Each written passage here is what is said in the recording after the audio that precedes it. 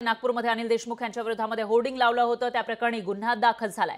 बॅनरवर अनिल देशमुख यांचा बसुली बुद्धी असा उल्लेख केला होता आणि त्याच प्रकरणामध्ये आता गुन्हा दाखल करण्यात आला आहे। भाजपचे बादल राऊत यांच्यासह होर्डिंग कंपनी व्यवस्थापकावर हा गुन्हा दाखल करण्यात आला आहे। तर नागपूरमध्ये हे बॅनर लागलेले होते। मागील काही दिवसांपासून अनिल देशमुख हे फडणवीस यांच्यावर आरोप करताना दिसून येत आहेत। तर फडणवीसांकडून आपल्यावर दबाव आणला जात होता असा आरोप त्यांनी केला होता। आपण गृहमंत्री असताना आपल्याला ईडीची भीती दाखवली गेली होती आणि तत्कालीन मुख्यमंत्र्यांविषयी प्रतिज्ञापत्र द्यायला सांगितलं होतं असा आरोप केला होता। आणि त्यानंतर फडणवीस यांच्याकडूनही आरोप झालेले असताना आता भाजपच्या काही पदाधिकाऱ्यांनी इथं ही बॅनरबाजी केल्याची माहिती समोर येते। त्याच प्रकरणामध्ये गुन्हा दाखल करण्यात आला आहे। नागपूरमध्ये अनिल देशमुख यांच्या विरोधामध्ये होर्डिंग लावल्याप्रकरणी गुन्हा दाखल झालाय। बॅनरवर अनिल देशमुख यांचा बसुली बुद्धी असा उल्लेख केला होता। त्या प्रकरणामध्ये भाजपचे बादल राऊत यांच्यासह होर्डिंग कंपनी व्यवस्थापकावर गुन्हा दाखल झालाय।